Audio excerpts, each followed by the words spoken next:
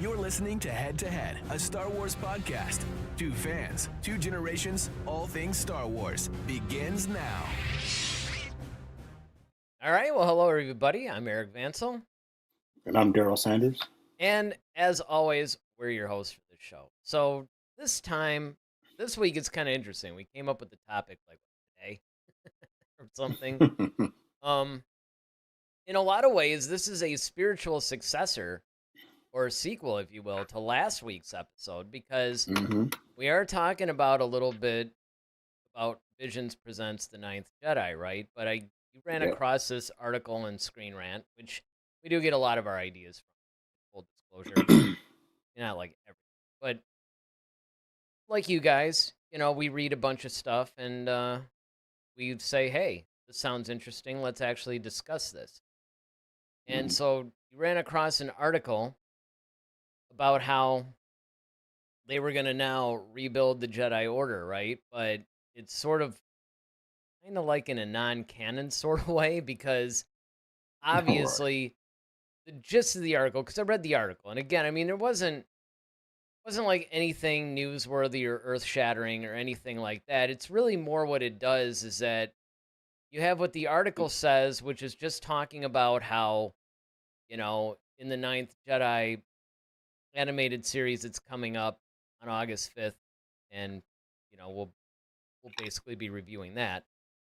It's basically talking about how within that series, they're talking about basically rebuilding the Jedi Order, right? They're like, hey, we need like to find Jedi to help us overcome this enemy or whatever. Okay. But then when we're looking at this, and then of course they're talking about the upcoming Rey movie, which always seems to be in a crazy state of flux. I mean, who knows what the real set? Well, Grandmaster probably does. But, it was supposed to be like the first thing that we were going to see, and then it just started getting pushed further and further back to where it's still technically on the books, but nobody really seems to know when it's going to be released. But it actually brings up a bigger discussion, and that is, how should they do this? Because if you think about it, you have all of these various, well, like iterations of the Jedi Order going back even to the expanded universe, right? You basically had when Luke built it, you had Kip Duran, you had, of course, Mara Jade eventually when she stopped trying to kill him, and you had like all these people, right? That he actually had this whole like Jedi Order that pretty much existed all the way through the EU. And then when Disney bought Lucasfilm, and it was kind of like, oh, well, yeah, we're going to make this Legends now. We're going to start our own canon. Well, then in the sequel trilogy, obviously, Luke did still create a new Jedi Order. Didn't go so well, and he gave it up. And now in the more canonized version, Rey will then pick it up and rebuild it sometime after the events of Episode 9. Now, of course, you had this whole Ninth Jedi thing. There's just different variations of the Jedi Order that have been floating around. And so we thought it might be fun to actually just bring up a discussion about, how they should actually proceed and, what are the different elements of this and what is involved and what the fans want. And I mean, there's just like a lot that you can really unpack with it. Yeah, I mean, the thing is with this whole, I don't want to say reboot of Star Wars, but it's somewhat of a reboot because we're moving away from the Skywalker saga and we're trying to forward and create something new within the Star Wars universe. Not something that necessarily hasn't been done, but there's something that's classic to Star Wars, but it just has a fresh face to it, if that makes sense. So no more Yoda at the head of the Jedi Council. There won't be any of that. And we see in the Ninth Jedi, that's kind of where they're going with the story, as far as that they're trying to find Jedi to reactivate the Jedi Order Part of that is um, our character is, I think it's her father, if I'm not mistaken. I don't know if it's her father or if it was just Just like a a random master or person, something. a master or somebody who was like, who was creating lightsabers. Basically, like they're like um, the Huang, you know, if you were in human form, I guess. And it causes to question, like, okay, what would a new Jedi Order look like? Would they follow the same rules as the previous, or would they set new boundaries? Would they set new rules? And some may look at it as, hey, let's just do a continuation of what we've always, let's do what we always do, as Dr. Evil will say. And but then there's some who would say, like, no, this is a perfect opportunity to, like, now we can reshape what this new version of the Jedi look like. And instead of the no attachments, maybe there are attachments this time. Instead of um, there being an age limit uh, for Padawans or people to start their Jedi journey, maybe they can start later and it's okay. We don't know. And I think this is a great time and a great sandbox for Lucasfilm, Star Wars to play in if they do it correctly. Again, it's all about the execution of it. It's all boils down to, do they have the right story? Do they have the right characters? Are they building the world correctly? The thing is that in 1977 the world was pretty much already built, and we just kind of thrust into the middle of this whole thing, and it was just kind of already there. But this is something that is completely brand new. And so now we kind of have to figure out, like, what that looks like. And the Ninth Jedi, could do some things as far as non-canon wise, could kind of show us or use examples of how things are done. But then, there's also the Simon Kinberg trilogy that's still on the horizon. Um, where they're supposed to be covering that too, along with, and I think that partially covers the Ray movie. So there's a lot, and as fans, I'm sure all different fans have different expectations, different desires of what they want to see in the Jedi Order. But it all depends on what Lucasfilm decides on and what they want to give us. Yeah. Well, look, there's a lot of different things that we can talk about. Now, we're going to be a little bit limited as far as the Ninth Jedi part goes, simply because we don't really know how they're going to approach this rebuilding the Jedi Order thing. I mean, as we see so far, it's just like, hey, they're going to go out and try to recruit some Jedi. We don't know the status of it because, as we pointed out, it is a non-canon thing. And so they can pretty much do whatever they want. They're not adhering to anything. But still, it will be interesting to see how they actually do approach uh, rebuilding all of that, because I think it's something that they could, whether they're purposely trying to test the waters, which is something that you could, if you're going to do something with Star Wars Visions in general, you could actually use that to test various concepts and how popular they are with fans, or whether or not fans hate them. And you could do that without destroying any of the fabric of what we currently have canonized in the franchise, right? Because, I mean, you basically have this series that's been established, that it's not canon, it's just sort of like a what if kind of thing. So you could just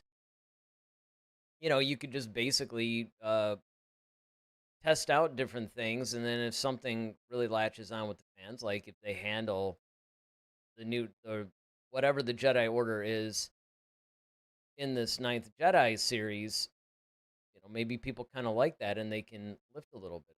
I mean, there's so much. Like I said, if you read the description of this particular episode, um, there's a lot going on. So we have some chats. Let me get to some of these chats really quick. Let's see what we got. So of course, Ted says the tough thing for me is we need to see how Anakin balancing the Force works out via Ahsoka to see how the Jedi can move forward, going against lesser challenges that are still worthy and tough. He goes on to say they have to redefine what the Jedi Order's daily task is now. And that's a really good point too. That's a really good point too. Now we actually have somebody watching us on Twitch. We rarely get Twitch chats. We have people watching on Twitch sometimes, but we rarely get the chat, so it's good. So Novak95, was saying, "Hey, what's good?" And then he says, "Came across your content, and I like what you're doing. I notice you got good stuff going." Well, hey, we appreciate that. So feel free to share that with Yes, anybody thanks that so much. Yeah, because we do think that we have a very unique niche here when it comes to Star Wars, because we're just a bunch, we're just a couple of fans talking about Star Wars. Doesn't get, well, I don't know. Sometimes it might get a little in the weeds for some people. But we always say that we're Star Wars for normal people, right? So it's kind of Right. like we like to have really good discussions about things, and it's fun. It's more of a community-based thing. It's not just us talking to you guys. We like to interact with you guys. We like to, have basically just a big community conversation. So that's one of the reasons why I wanted to put this on Twitch. That's why it's not just. So, hey, we appreciate you watching and hope you keep doing it.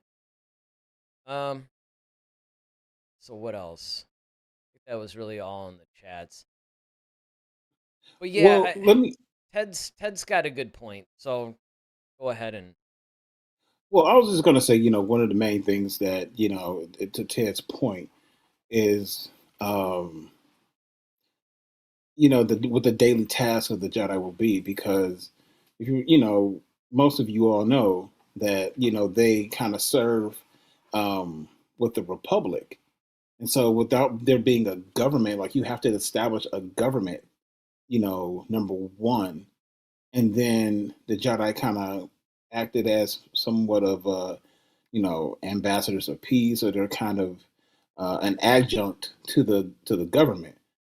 They've never just been there as a sole entity. Even in the High Republic, I mean, they still were attached to the Republic.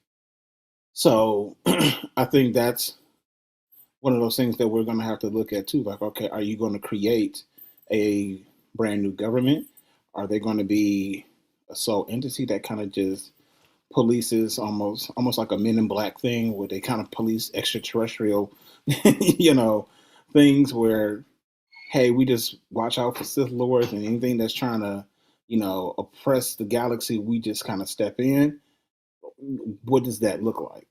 Is that something that we need a government in the next Star Wars, or is that, to me, I think all wars are founded out of government, so I think you do need a government of some sort.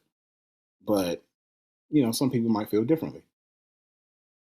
Well, here's the other thing that I think has to be addressed no matter what, and I think that they even need to do this in Starfighter, because Starfighter is going to be the first post Episode 9 project.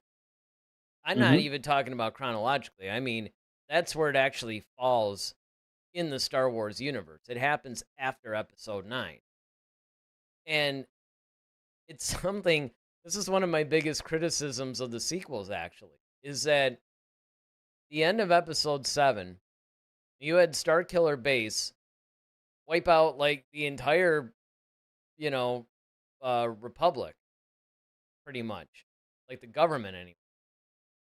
Like, the thing took out Osnian Prime, and then something like Mm-hmm. 5 other planets or something. So you basically had, I mean, one of the things that I thought was really interesting about what they were pursuing in the sequel trilogy, I thought was good. And again, they're so guilty of this, where they'll come up with a really cool concept and then they do nothing. And of course, the 3 things that I Mm-hmm. can think of right out the gate we always talk about Finn. Finn, a stormtrooper that defects and has like this, crisis of conscience and all that. Something we've never seen in Star Wars before. They could have done so much with that. And then, of course, another thing is the whole Maz Kanata, that's a story for another time thing. They introduced this whole thing where, she somehow winds up with Anakin's lightsaber, which, of course, Luke had. And it's like we just get that put off, and we think we're going to get the answer in maybe the next movie or episode 9, and nothing. The third thing, and this isn't actually talked about that much, but it's really monumental when you think about it. I mean, you basically had the New Republic, and then you had the Resistance. And Leia pretty much disagreed with the proper government, the Republic, and basically recreated a new rebellion, essentially, that operated alongside the New Republic, but operated differently. And you had the New Republic military, but then you had the Resistance. And then, of course, they were going against the First Order.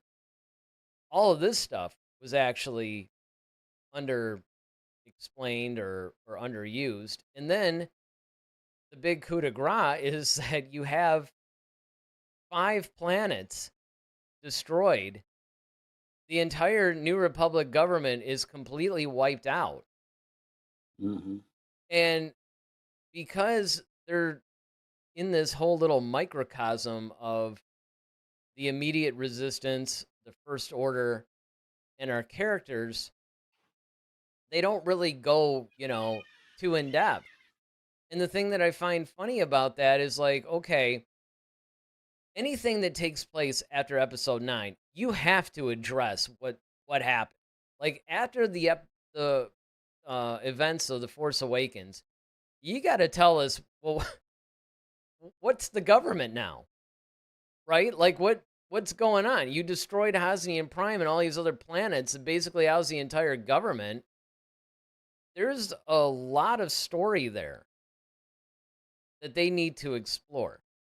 So I'm really hoping that going into what you're talking about, sure, is this new Jedi Order going to operate on its own and be its own agency, or is it going to be part of a new Republic that, doesn't? Now, Grandmaster sheds a little bit of light on this. He says in Starfighter, 5 years after Disney's trilogy, I can confirm there will be a Jedi Academy with Padawans, aka New Jedi Order.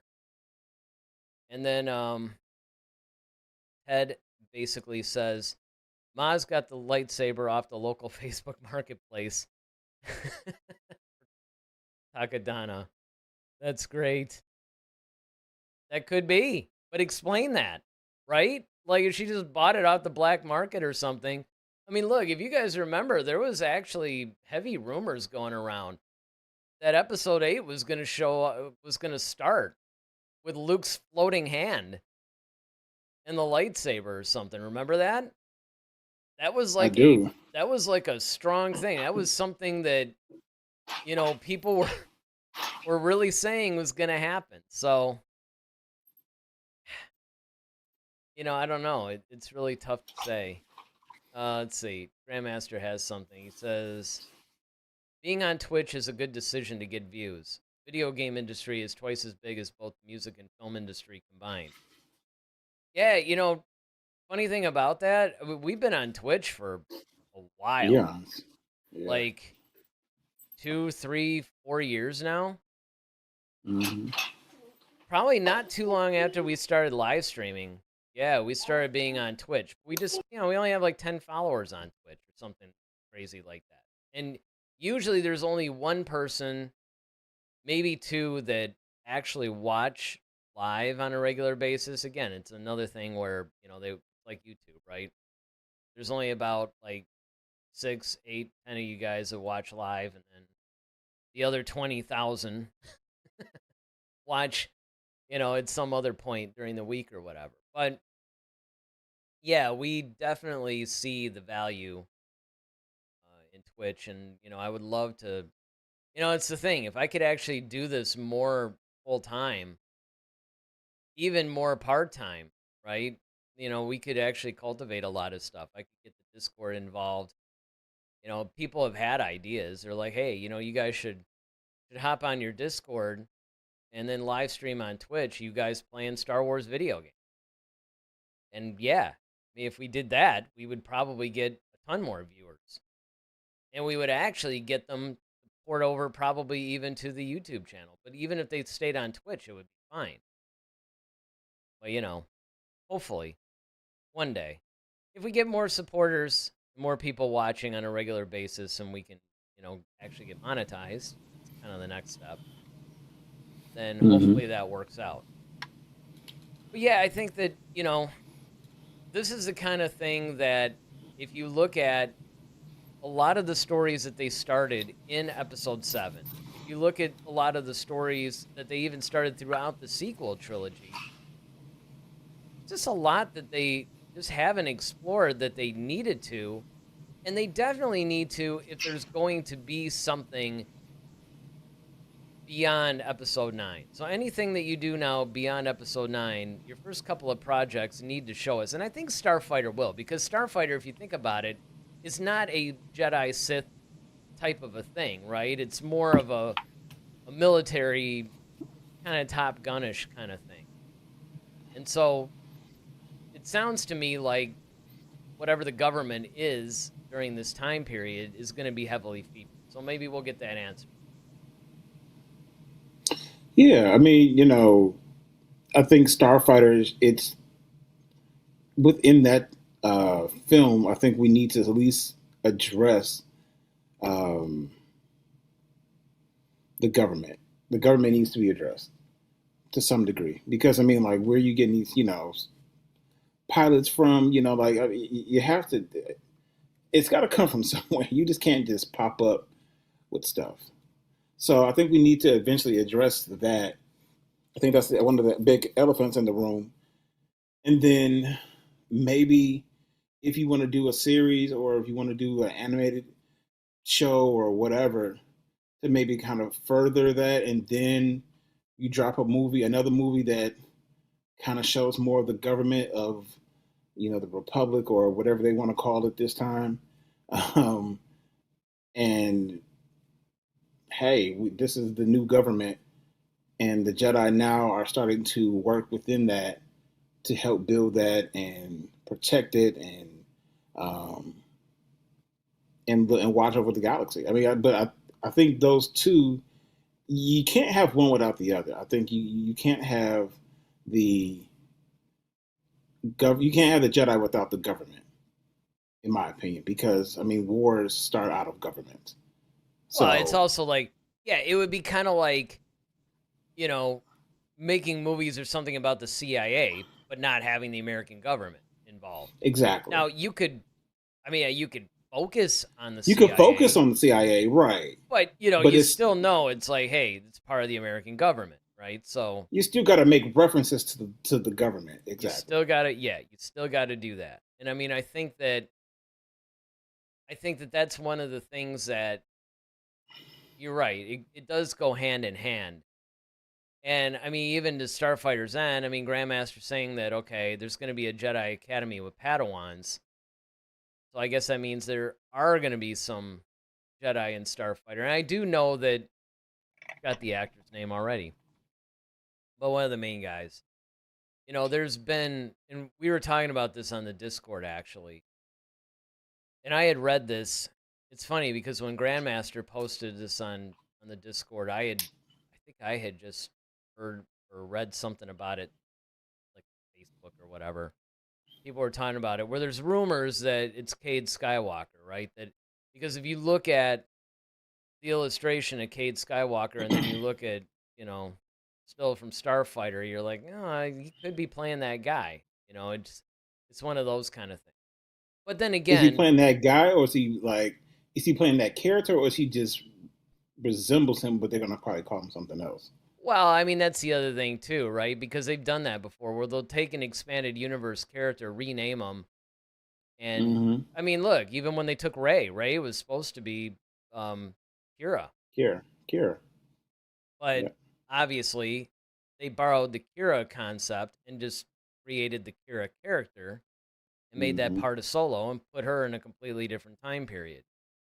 So yeah, you're right. I mean, they could just, lift the concept off of the EU and then just do something, which is why, it was a nice little 2-minute discussion in Discord, but it wasn't anything worth getting all knotted up about. I mean, that isn't unless, down the line, Grandmaster wants to be like, hey, here's some more information about that. But I mean, just from what we know now, there really isn't anything more that we can speculate on that, and it would be pointless to. So Ted says, I would love an instance of the Jedi that is of its own accord and funding separate fall. He means separate. Oh yeah, here we go. Separate from the government. Can't type on my phone. Sorry. He says, had the Jedi find themselves like Batman does, or fund themselves. Yeah, I guess the phone's really against you today, Ted. Yeah. Well, and here's another thing though, and we can't leave this out because we often, talk about, rebuilding the Jedi Order and the Academy, but we got to talk about the flip side of it. What about the Sith?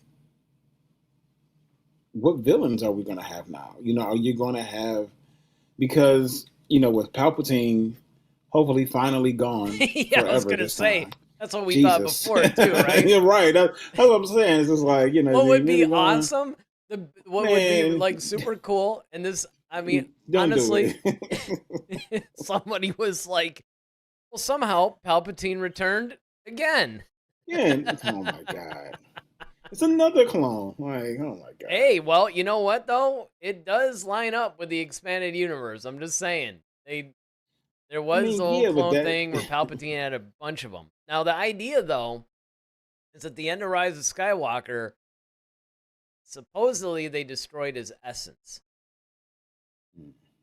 So it shouldn't be able to just jump into another clone or something. I mean, honestly, because that was the other problem. He was like, oh, I got to inhabit, like a relative or something. See, that's another thing that was stupid. The expanded universe made so much more sense where Palpatine was concerned and having a way to bring him back if necessary. Is that while he was alive, he had secretly kept the cloning facilities active, even though he said he had destroyed them all.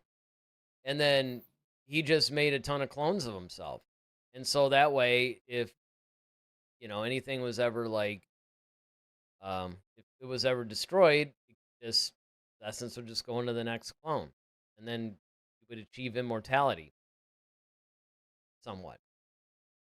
But yeah, it is going to be interesting to see villain-wise too, because the problem is you have to have somebody that somewhat equals the power of the Jedi, right? I mean, so yeah, the Sith, you could always do maybe a dark side Force user, where they're not necessarily a Sith. You could, if you ended up bringing something like the Yuuzhan Vong out, you could do something like that. You could even do like kind of a, like not every villain has to be superpowered. I mean, look at Lex Luthor, right?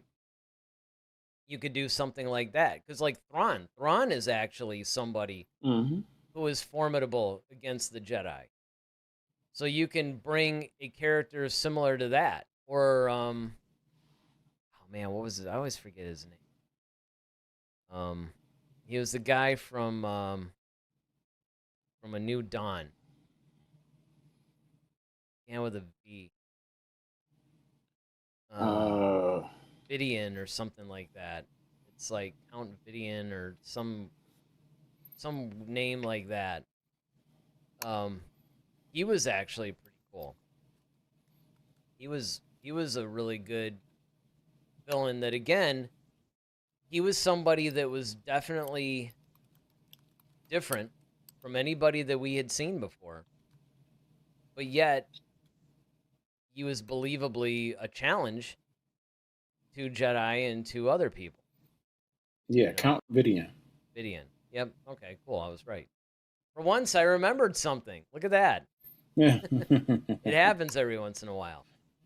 Yeah, I was really into his character, man. I like when I was reading that book, I'm like, okay, this is kind of cool. See, this shows that they can create new characters in Star Wars that are not necessarily even reminiscent of other ones. Like they're not ripping anybody else off. It's like, okay, you could actually come up with somebody that's new and that's Hmm. fascinating. And of course, it's the authors that are doing it. Thrawn, Vidian, you know. I mean, even you get somebody like, Governor Price, Ray Sloan, some of these other people that actually originated in the novels and did find their way into, the actual like animated shows or live action or whatever. But it's like, or look, even Dryden Voss, Hmm. somebody like that. Oh, Grandmaster's teasing us a little bit here. Uh-oh. He says, I can confirm his first name is Cade. Uh-oh. Oh, well, all right. Maybe they are trying to do it. Yeah. I mean, look, if they did something like that, it would be interesting though because so Starfighter takes place 5 years after the sequels. The Rey movie takes place 15 years after. So there is a little bit of wiggle room if you wanted to bring somebody out that maybe was trying to do some of this stuff first, right? Because if you think about it, you had Luke Skywalker doing his like new Jedi Order thing. Now, Hmm. in the proper canon now, they essentially did this to where they have Luke and he's rebuilding it very similar to the expanded universe, but now you have people that are sort of outside of it, like Ahsoka, like Ezra, people like that are kind of like Jedi already. And then you have Luke's thing. And that's something else that you have to really take into consideration too. It's like even directly after Return of the Jedi, so in between Return of the Jedi and The Force Awakens, you obviously don't just have like you did in the expanded universe where Luke basically restarted the Jedi Order and then that was it. It was like, yeah, you had a few of the quote unquote gray Jedi, like the main character from Jedi, I forgot his name. But usually that was because those would be like independent stories that an author would come up with and they just weren't part of the proper thing. Although that character did interact with Luke. But you had Luke's proper academy for his new order. And then you had some people that were existing outside of it. Now, it seems like that might be what they're mirroring here. But what you have directly after Return of the Jedi obviously is going to be a little bit different because you essentially are going to have Luke recreating his Jedi Order, and then you'll probably have a bunch of gray Jedi, if you want to call them that, outside of that. Well, what do you have here when nobody's around? You got Rey, Yeah, exactly. you know? That's what I'm saying. You really have to try to like, formulate, what this order is going to look like, what rules are they going to follow, Yeah. who's going to be at the head of this. Because I mean, like, until, like you can't even really put a council together because it's just right. As far as I mean, who's trained enough to even say they're going to sit on the council? Like, you have to wait for at least the first class to at least get to master level before you can even start to consider them for a council. So Yeah. it's you see what I'm saying? It's it's going to look different, and that's what I'm saying. Like even the structure of it. What is the structure going to look like? How are they going to? I think it was Ted who said like what's their day to day task? What does that look like? Um, are you going to deal with all the different disciplines like the librarian, the for knowledge you got the what do you call them? The guardians.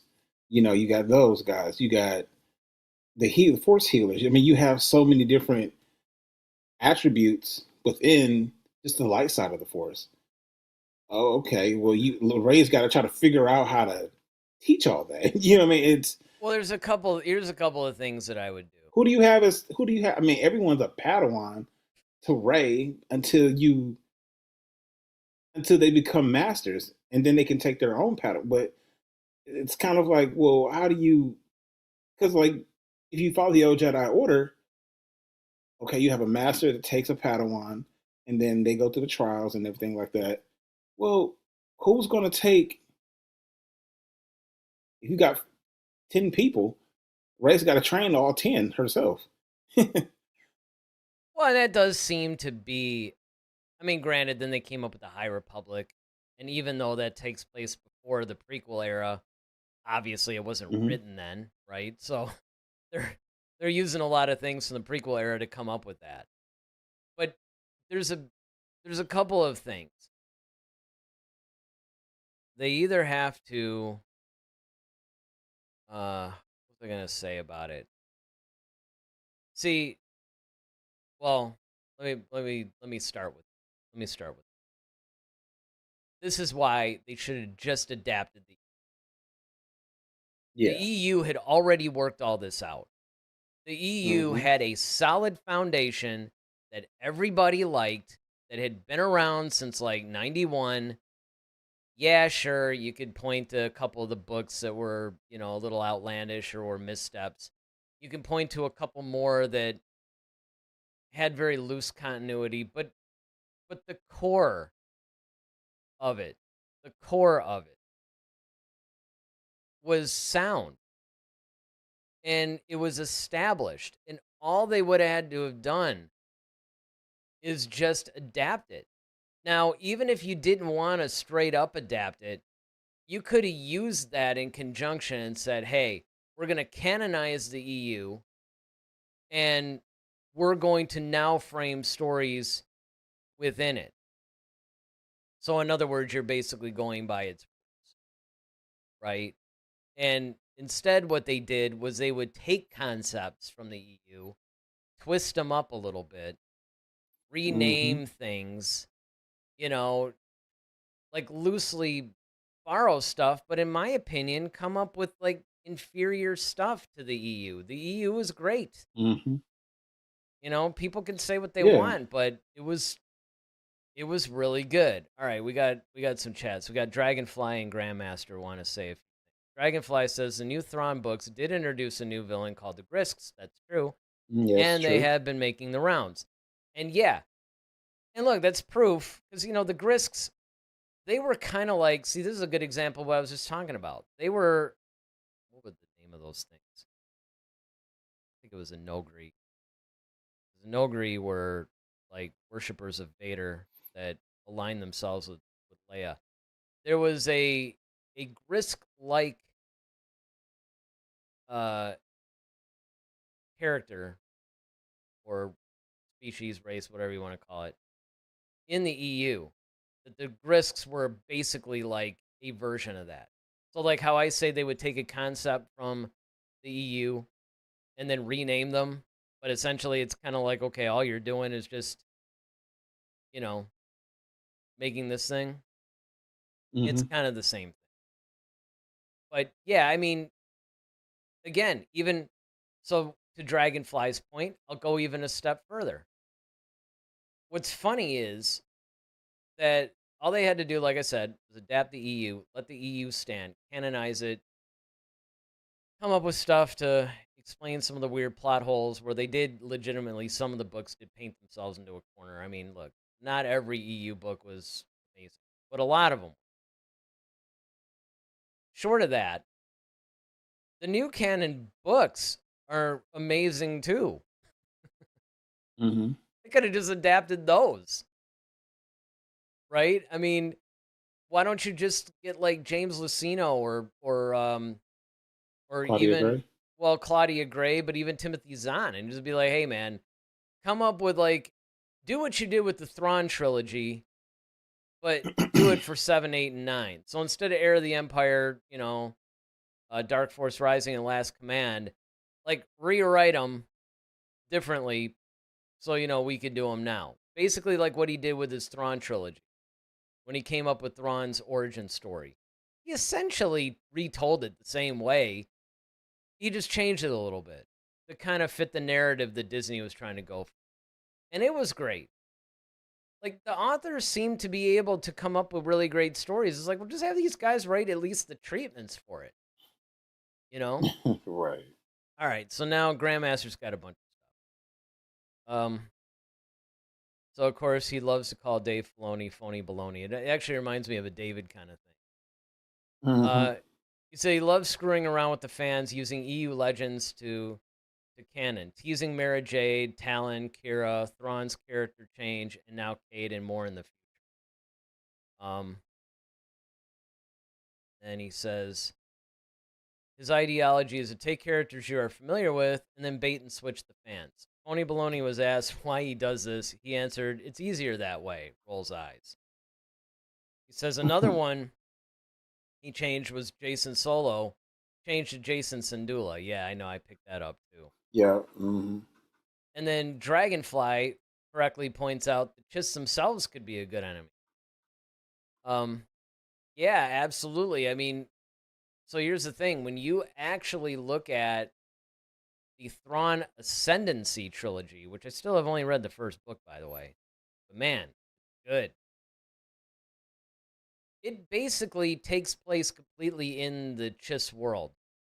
There is a cameo by Anakin and Padme, I believe, because the Thrawn Ascendancy stretches a period of time that kind of goes into the Clone Wars a little bit. I think it goes in between like episodes 2 and 3, and then it carries forward. But it's essentially like this standalone adventure with Thrawn and him dealing with a bunch of political factions and things like that within the unknown regions where the Chiss reside.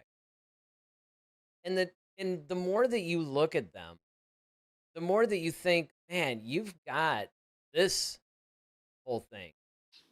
Why aren't you using them? And Dragonfly brings up a good point. Why not just bring the Chiss into it? They could become a villain. I mean, they kind of are, in a sense. Mm-hmm. I mean, they're not. They do work in conjunction sometimes, and they even had like a little exchange program or whatever going. But they're, they were sort of neutral, right? They'd work a little bit with the rebels or whatever, or the Republic. Then they would work a little with the Empire. It's like they really didn't have any skin in the game per se. But yeah, that's another thing. I mean, look, I get not bringing the Yuuzhan Vong in it simply because they were almost like, if you're comparing them to Superman villains, it'd be like Darkseid. I mean, it's almost like they were a little too overpowered. Like, it was a phenomenal series because it was, generally speaking, they would always be like, well, if we ever run any problem and we can't handle it, we'll just get the Jedi to deal with it. Well, even the Jedi are essentially powerless because the Yuuzhan Vong existed outside the Force. Their biological armor couldn't be penetrated by lightsabers. You actually had to like hit them like in the side, almost like a little Batman kind of thing. You had to get this like little exposed flesh or something, from the side. I mean, they were so powerful, and because they were outside the Force, outside of anything, it was almost like, well, what are you gonna do?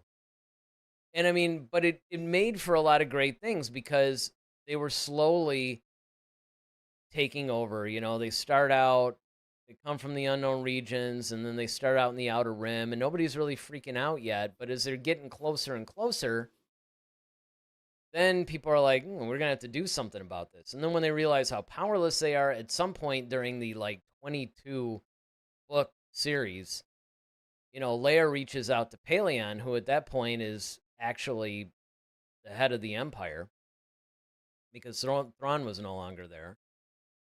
And, the way that it had worked was that the New Republic told the Empire, okay, you can exist. We're not going to mess with you, but just don't mess with us. We're going to give you this like region of space that you can have. This could be like your world. This system can be yours. We won't interfere with it. We won't go into it. But you guys don't come and try to like take over more stuff. And so the Empire and the Republic had this kind of truce thing going. That, yeah, okay, fine. You leave us alone, we'll leave you alone. Well, when the Yuuzhan Vong started actually just basically handing their butts to everybody, you know, I mean, it's just like, finally, Leia just reached out to Pelion and was just like, hey, you guys got to help us. And, you know, the Empire's like, why? They're not messing with us. That's your problem. Right? And, of course, you know, spoiler alert, the Yuuzhan Vong starts screwing around with the Empire. And then at one point, you know, it was kind of funny because I remember reading, you know, the thing where I don't remember if it was Pelion or some other guy, but, you know, he basically was just like, oh man, if Palpatine were still around, you know, Right. these guys, yeah. like, this would be over already or something like that, you know, which I was kind of like, I wonder how he would have handled that actually. But it was funny, but it was just so well done. And they could do that, but the problem that they would have if they actually brought that in is the same problem that the books have. It was a 22 book series. The entire galaxy was just irreparably shattered at this point, right? It's like, now what do you do? You know, everything had changed. You can't just go, oh, well, now let's just do another, you know, episode with Han and Chewie, like, that takes place. I mean, too much had already happened. It's almost like you have to keep writing things after. And they did. They had the whole, like, Jason Solo thing where he became, like, Darth Caedus or something. You know, you had Star Wars stories that took place after that, but it just wasn't the same. And then it was around that time that Disney bought them. Grandmaster says, when they brought Thrawn into canon, Thrawn was changed and none of his past is acknowledged. Yes and no. They actually... Is he referring to probably Rebels, visual medium? Imagine. Yeah. I'm like visual medium, or are you referring to like the books? Because you know they brought Thrawn back, and because he was an expanded universe, so once they started writing new books, he became officially part of the new canon. So are we talking about? Well, when they brought him in, are we talking about the books as far as his past, or are we talking about Rebels or Ahsoka? Well, that's what I'm saying. I mean, even then, because the books are part of the new canon, yeah, you could say the visual stuff, they didn't really, you know, acknowledge any of it, but they totally acknowledged it in the books. I mean, Timothy Zahn's, you know, newer Thrawn trilogy was basically a prequel. Because they had outlined in the expanded universe how Thrawn came to be in the Empire. Well, what Zahn did was he just dialed in and just told this super detailed story. Everything from, and by the way, they even made a comic series out of those novels. They made a whole Thrawn comic series that was essentially a visual representation of those 3 Timothy Zahn novels that he wrote for the new canon. And they're great. I mean, they're some of the best books. And honestly, what they did was good. Sure, they replaced Pelion with Eli Vanto. They did change a few things. But I mean, and again, that's another example, right? I mean, Eli Vanto is essentially Pelion. Now, then what they decided to do somewhere was they actually brought Pelion in. They brought Pelion into the new canon. So now it's kind of like, even though Vanto was sort of like the new canon version of Pelion, they brought Pelion in anyway. So it is a little strange, and I do sometimes question Filoni's philosophy. That would actually be kind of a good show title. Filoni's philosophy. Dragonfly says it is rare that even in canon books that those events ever get mentioned. And yeah, I know. I never understood that. It's sort of like you have this whole wealth of novels that it's like, okay, I get it. You wanted to start scratch. You didn't want to be beholden to all the things that were established in the EU, especially since it's so vast. If you're not just going to adapt it, you need to get rid of it so you have the freedom to start fresh stories. But at the same time, you got a whole wealth of new canon books, so you could really start to mine. Yeah, I mean, there's tons of books um, that have a lot of great concepts, great ideas that you may either be able to just fully adapt or cherry pick from. You know,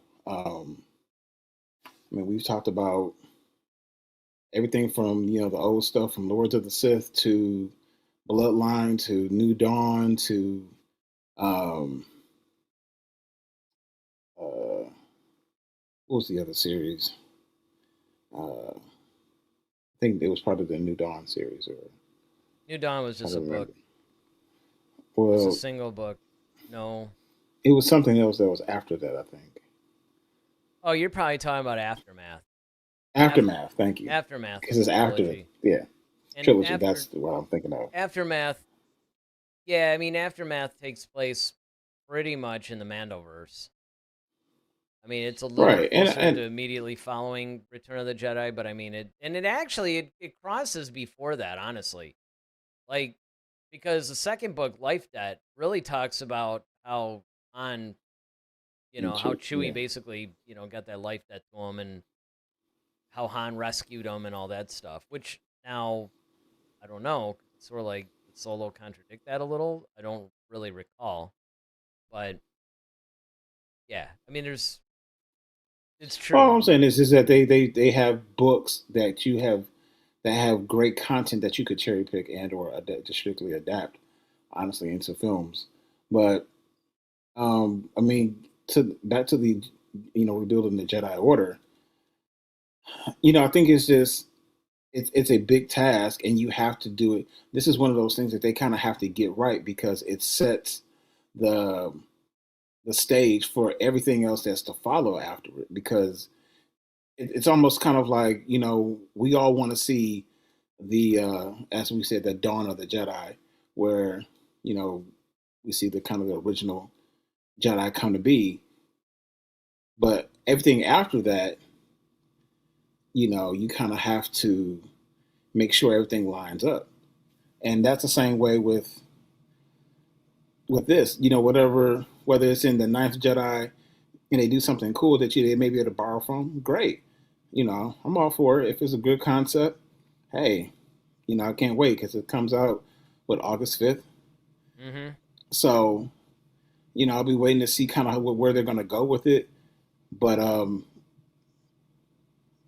you got to get it right because there's so many different variables and then everything kind of hinges upon it because that's the foundation if you're going to start this whole Jedi Sith or whatever thing again.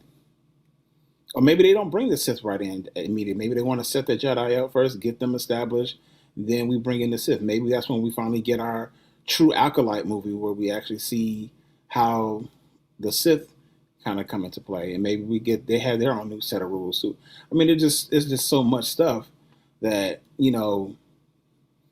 they have their work cut out for them, definitely. Well, But I just hope that they really get it done and do it effectively.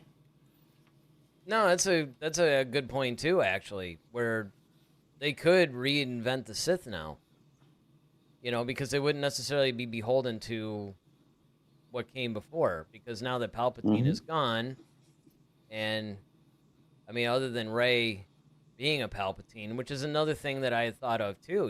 One of the things that would be really interesting is, okay, she trains up these Jedi, she does all this, then she turns dark, and then she becomes the villain. And then, you could have Cade, if he's a Skywalker or not, or any of these other. It's almost like, okay, what are we going to do? Like our former master, it'd be like if Yoda went dark during the prequels or something. It's like, okay, well, he trained all of us. He knows what we're all about. I mean, what are we going to do? I mean, it would actually be something that we haven't seen before. What do you do when the person who actually created this order goes to the dark side and then, for whatever reason wants to destroy it, becomes the villain, becomes tempted? Now you have to have somebody, or maybe the order has to work together. And look, we've seen a lot of this same idea in how many different action movies, where it's like, even like one of the Expendables I remember was like that. It was like one of the former Expendables like turned bad, and then they had to go after him, and it's like, was that the one with Van Damme? It might have been. It was either that or Mel Gibson. Yeah.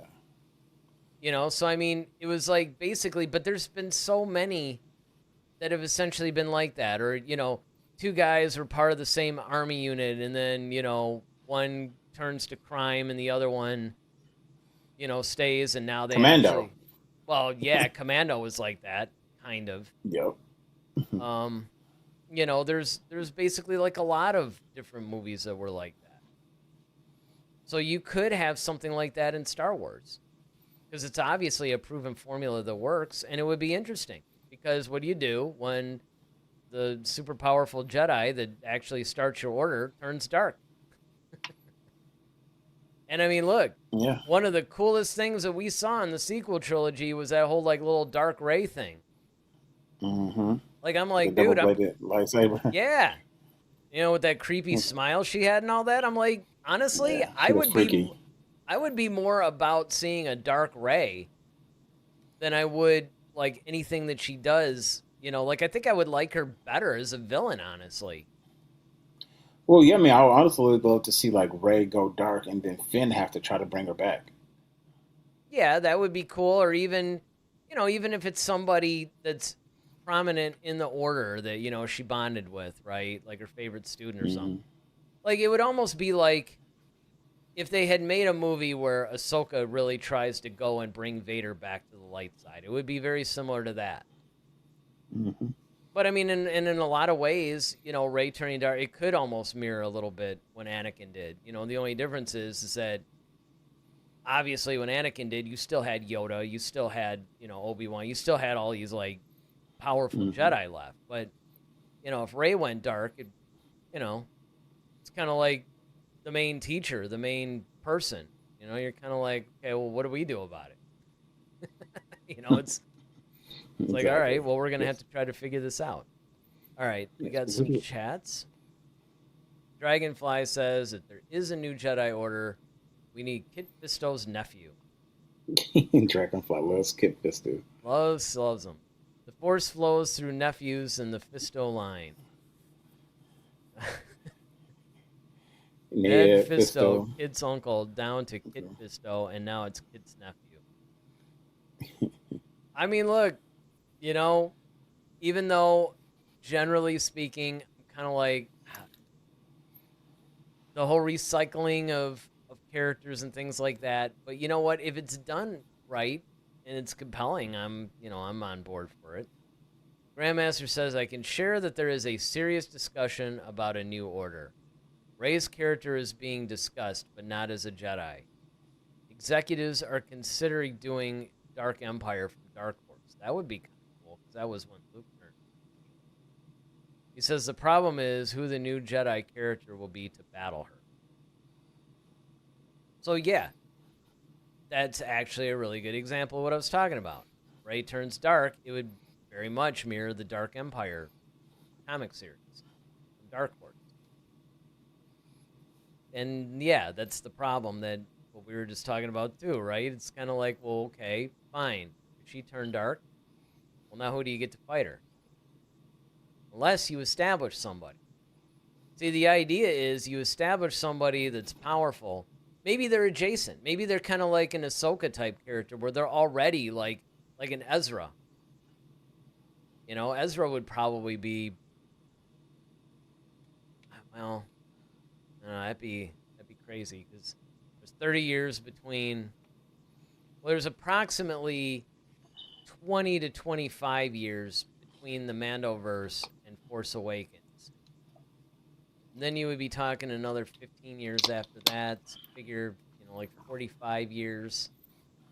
Yeah, Ezra's probably like what, in his 20s during the Mandoverse, maybe 30s. Mm-hmm. I mean, it's possible he'd be in his 60s or 70s, but Oh, here's a good one for Dragonfly Mask. He says Grogu fights her. That would be kind of cool.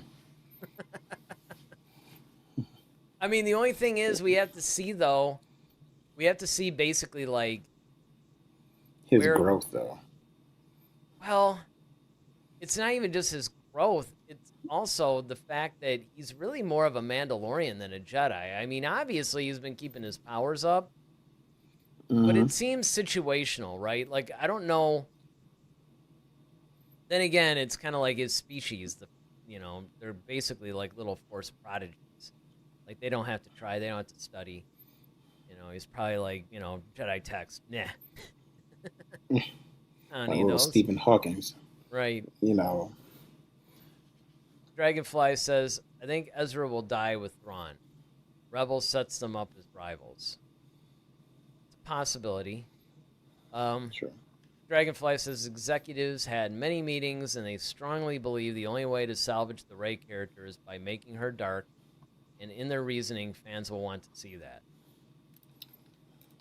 And then, well, especially when you hold the last name Palpatine. Yeah. Even though she tries to claim Skywalker. Right. And then, of course, Dragonfly says Mandos are Jedi counters.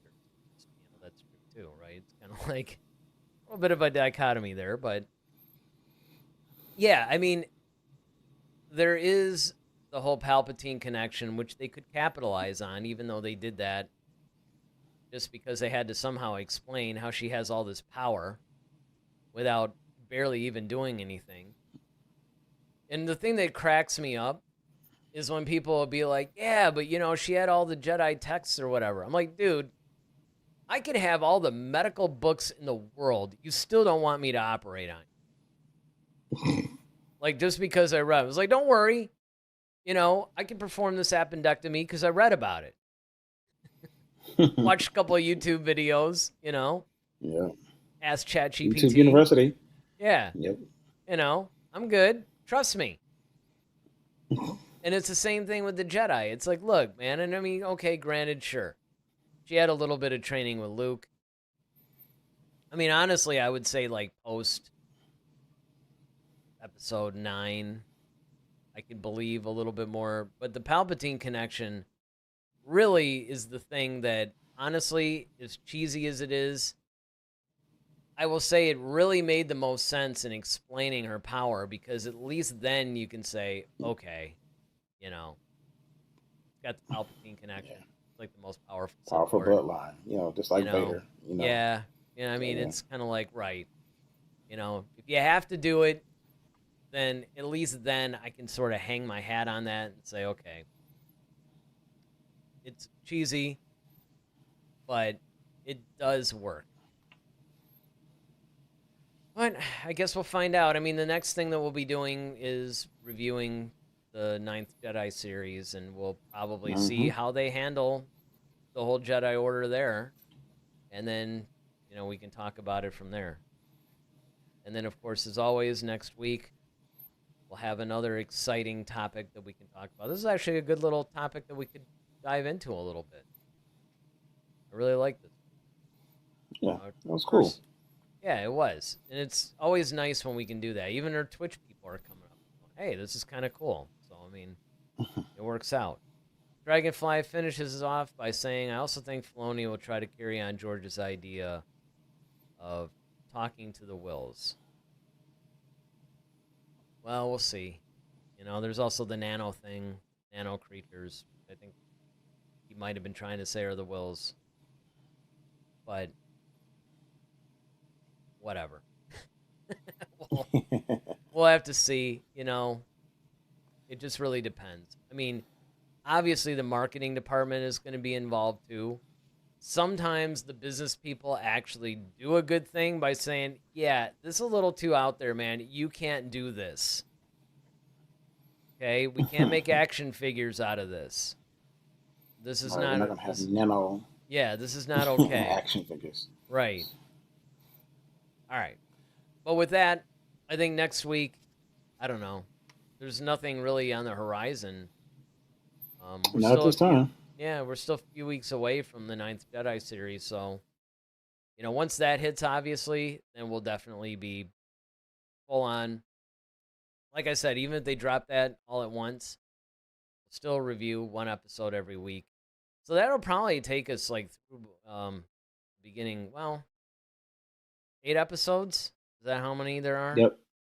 All right. Mm-hmm. So yeah, it'll take us through the next couple of months. Wow. Pretty wild. Means it'll be like by October. That's crazy to think about. But all right.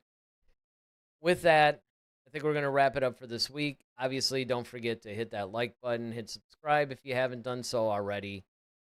If you're on YouTube, hit that notification bell. You're definitely going to want to see when we go live. As you saw today, we had to move it up back a half hour, so you definitely want to hit that notification bell so you know exactly when we're going live. If you guys want to, you can do the whole buy me a coffee thing.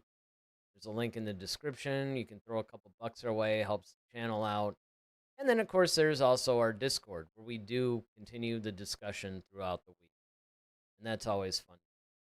I just posted a little thing today on Discord about the fact that they're talking about maybe bringing Kira into another Star Wars project. So that would be nice. She's probably like my favorite character of recent times. And obviously they opened the door with Maul Shadow Lord with Crimson Dawn.